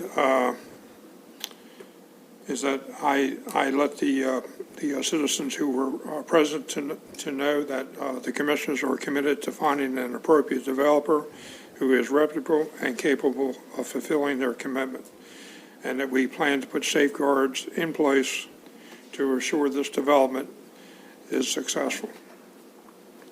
While I was there, I was also approached by one of our local fire chiefs who happens to live in that community, who has expressed a concern about field fires and forest fires. I don't think we've had any forest fires here, but I do know that we've had numerous field fires. At no fault of the farmers. They're trying to do their normal course of business by chopping stalks and things like that, but sometimes things catch on fire. And he had reached out to the health department to see if there was a way to put a no burn ban. I know there was an open fire yesterday because I saw the brush trucks go out in somewhere on Nicholson Road, I believe. It wasn't open fire. It was somebody had dumped some ashes, not thinking that it would catch fire. But anyhow, so I reached out to our county administrator, Shelley, and I'd like for her to share what she's found so far, because we don't currently have the authority, I don't think, to issue a ban. It has to come from the governor, and maybe she can share. Correct. I'm still digging, I'm still trying to find information, but what I can say is Talbot County back in 2012 put in legislation where they do have the authority to put a burn ban into place. It's very short term. I believe they can do up to 30 days. They can extend it beyond that. It's either 30 or 45. They can extend it, but it has to be an active extension. It's not just automatic. And Talbot County is a charter county, whereas we are a code home rule county, so I'm still digging to try to find out if that makes any difference in this. But any county that doesn't have legislation does follow the state burn ban, and currently, the state has not put a burn ban in place. It is my understanding, and Director Landon probably could elaborate, that our health department is not putting out current burn permits. They're trying to limit the fires that are being requested because we are, by the end of this month, I believe it'll be 28 days with no substantial rainfall. We are in a drought, and anybody that has a yard, I assure you that they're not having ponding on the yards right now in Kennedyville. I know in my yard, I've got patches where there's not even grass anymore, and the dust just flies every time we walk I've read everywhere. some, I guess they're voluntary reminders of no burns. I've seen it on Facebook. I've Yes. seen it out where, probably they're just putting them out there as a cautionary thing. I think it come from, OES has put out some yeah, reminders. I There's- believe that too was Yep. coming from, which was a great idea. But Yep. as far as the fact that we are a code home rule county may very well make a difference where we could do it within ourselves. I'm not sure, but. I'm still researching. I do have some calls into the state. It would be nice to know whether or not we enact legislation or not. It would be nice to know what our parameters are. And I do believe the health department has also put out messaging, please do not have an open fire. The question is, do we need enabling legislation from the General Assembly to do it? Because we're not a charter county. That's exactly where I am in trying to figure out what we are entitled to do, Kent County. So, but I think the real message right here is today, please don't have a fire. I mean, the PSA of the day is public awareness and limit any sort of exposure, because this does put undue pressures on our fire companies. And I do think the Talbot County local law says that it's just a temporary thing that they issue, and I think they can do it up for 30 days. But if it's brought to my attention, if you're speaking with Shelley, I think this is a great opportunity to put out the message and, stop the open burning and hopefully we'll eliminate a lot of undue, unnecessary response from our fire companies. And I don't know what it's like on the Eastern Shore, but I have read some articles saying out in Western Maryland, they are having wells run dry at this point. They're having wells run dry. I think they had drought issues before we did, because I think there were periods of time where we got some rain and they didn't get rain out there earlier in the year.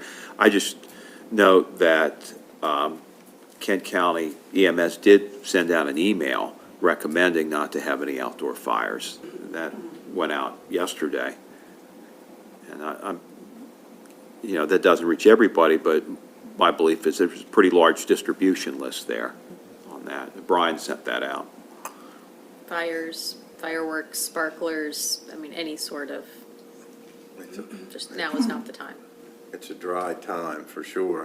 When you watch the farmers harvesting those soybeans, I don't know how they see where they're going sometimes. It's a cloud of dust. So Commissioner Fithian, you bring up a good point, because some of these fires are not even active fires, but it's because, especially over the summer, it was so hot that we were having tractor fires, which would then, because it was so dry, the fields would start burning. So it's definitely compiling the issue. Okay. And there's no rain in the forecast. No. Maybe there's a shot, I think, a little bit There's a little shot. later this week, but it's small. At this point, I'm starting to not believe It'll these. evaporate for whatever I'm hits not the ground, optimistic. probably. In closing, finishing up, the folks at the Kennedyville Village were very appreciative of our oversight and our work so far. And they also were very happy with what the grounds folks have been doing there. Good. So, Good. Glad to hear it. All right. Thank you. thank you, Dan. Thank you. This brings us to the time for the public comment, our media review. Anybody have any questions, concerns? Mike? Something that I didn't know we were going to talk about is speed limits, so Dan, hang around a little bit. My pleasure. So our Route 20, which is a main artery in Kent County, from Chestertown to Rock Hall, the main speed limit on that artery for most of it is 50 miles an hour. And we're going to take a secondary road, Reese's Corner, and make that 50 miles an hour? The common sense and logic there doesn't make sense to me. And I will also add Route 21 going out to Tolchester. Those are narrow roads. You got a lot of deer. So we're taking our secondary roads, correct me if I'm wrong, John, here, but we're taking our secondary roads and keeping the speed limit as high as our primary roads? That just doesn't make sense to me. Well, Route 21, up until a certain point, is a state road. State road. That's state. It's a You know, state we road. don't control the So speed they limits on can- state highways, Oh, so Route so now we're 20 and dealing with state and 21, that's county. SHA. Stay once- till you get clear down to where Geneva's bar used to be. I Then mean, it where the becomes fairground county. intersection. Yeah, And that's why the county paved that one section. That's because that's the county which everybody section. now is doing 50 on. Yeah. It made it nice and smooth, and everybody's just zzz. All right, so it's state roads versus county roads. Right. So what is Reese's Corner? It's a county road. That's a county road. And there's, Reese's Corner is a county road and is currently unmarked. There are no signs on it. So by ordinance, that would be 50 miles. 50 miles an hour, because there's no sign. Right, and at this point, our recommendation would be to add a 50-mile-an-hour sign. Yeah. And run another traffic study. probably, there are people that aren't familiar with the ordinance to know that 50 miles an hour is default, and they see no sign, they may think it's unlimited. So the posting at 50 may do some speed control.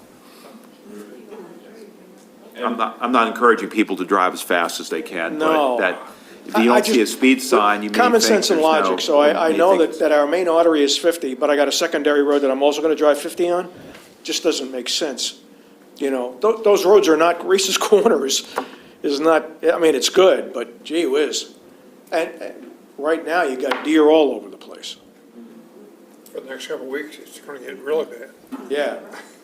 But, one thing I think that folks, and Mike, you're a very smart guy, and had probably already thought about this, but when you look at Reese's Corner Road compared to some of these other roads that we talked about, there's some residential housing with yards and stuff that actually come out to the roadway. Yeah. So I think that was the thought behind lower speed limits on some of the roads. But with Reese's Corner Road, it's primarily ag all the way through there. Right. There's no real sharp bends. I'm gonna give you my opinion. I know. I think 50's reasonable. It's just common sense and logic. I got my main artery road at 50, but and then I've got my secondary roads at 50, and I'm saying that Well, it just sounds doesn't like make to me, sense. you need to go to Annapolis to get 20 up to 60, and then. No. So then we'll be good. You know, I get on Need to 21, do and that. How would they drive? I get on 60 the 21, now? and I set my cruise control for 40 miles an hour. I do the whole length of 21 right to the house. at You're 40. that guy. Yeah, me. And you're the guy that passes me. Mike, there is data that is, and I've been to presentations of State Highway, and they've said that if you set a speed limit too low, that causes problems, because traffic backs up, people get frustrated, they tailgate, they pass. Yeah, I don't think And we so have that there is a issue or concern, problem on State Reese's Highway would Corner tell Road. you there is a concern when you set a speed I limit too understand. low. I understand, but I don't think we have that problem on Reese's Corner Road. Thank God. You know, or 21. As a matter of fact, I sent an email to Dennis. I said, you know what, I'm traveling along Route 20, and I'm plugged in at 50, 48 sometimes. Then, yes, that is me. You are that guy. Yes, I am that guy. Really, you're violating the law? And there are people passing me You're doing impeding. 65, You're 70 miles impeding. an hour. You're violating You gotta get out of the way, Mike. I'm sorry, you're gonna have to move over or something. No, you can't ride on the shoulder. You know, Why do you have a Corvette? What is the sense of Right. having a Corvette? especially in the What is Corvettes, the I sense do of- not speed. I don't want any damages, and they're all looking for those. No, I'm sorry, but it didn't make sense, but I didn't realize that 21 was a state road, but certainly Reese's Corner, and even that one section that's all ag. 10 miles an hour is not a heck of a lot, to lower that from 50 to 40, because they're gonna do 50 anyway, but if you make it 50, they'll do 60. Just a thought. I got you. Thank you, sir. Thank you. Yep. Drive safely on your way. I do, it's the other Pennsylvania and New Jersey people and DC people that I'm worried about. Thank you. You're welcome. I will note that, as I mentioned, the county has the equipment to do traffic studies, and that is regularly in use throughout the year.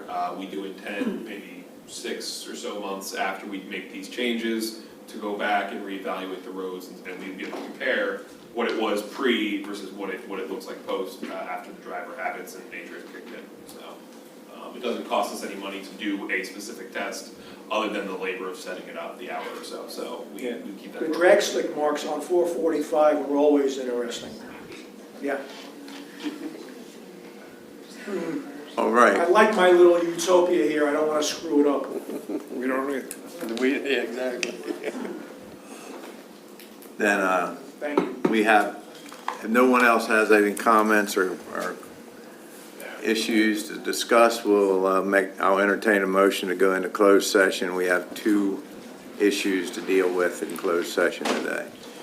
I'll make a motion to go into closed session under the Annotated Code of Maryland, General Provisions, Article 3-305B7, to consult with counsel to obtain legal advice and to discuss the appointment, employment, assignment, promotion, discipline, demotion, compensation, removal, resignation, or performance evaluation of appointees, employees, or officials over whom this public body has jurisdiction, or any other personnel matter that affects one or more specific individuals. The first topic we plan to discuss will be discussing the public utility tax for local business. And the second topic that we intend to discuss will be the qualifications, compensation, job responsibilities for a vacant position and specific individuals' job performance. Second. Got a motion and a second. All in favor, say aye. Aye. Aye. All opposed?